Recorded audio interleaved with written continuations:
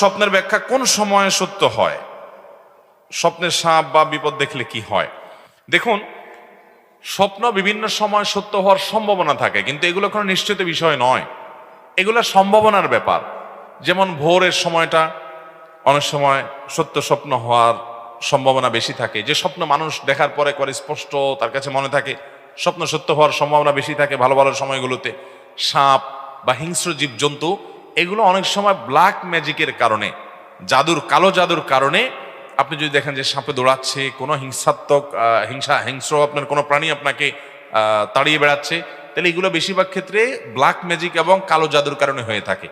আমি প্রায়শ বলার চেষ্টা করি, প্রতিদিন মাহফিলে বলার চেষ্টা করি, ভাইরা আমার, প্রতিটি ঘরে ঘরে ব্ল্যাক ম্যাজিকের রুগী আজকাল, প্রতিটা ঘরে ঘরে দুষ্টজিনে আক্রান্ত মানুষ আপনি টের পাচ্ছেন না। আপনার ছোট বাচ্চা 2 বছরের, ওর উপরে দুষ্টজিন ভর করে আছে। আমরা বলি যে এত দুষ্টামি করে, এত মানে পাগলামো করে, সীমাহীন। আমি আমার ব্যক্তিগত অভিজ্ঞতা থেকে বলছি, আমার রিয়েলাইজ থেকে বলছি, এগুলোর বেশিরভাগই হলো শয়তানের উপদ্রব, দুষ্টজিনের উপদ্রব এবং ব্ল্যাক ম্যাজিক। ঘরে ঘরে জনে জনে এই রোগের আক্রান্ত।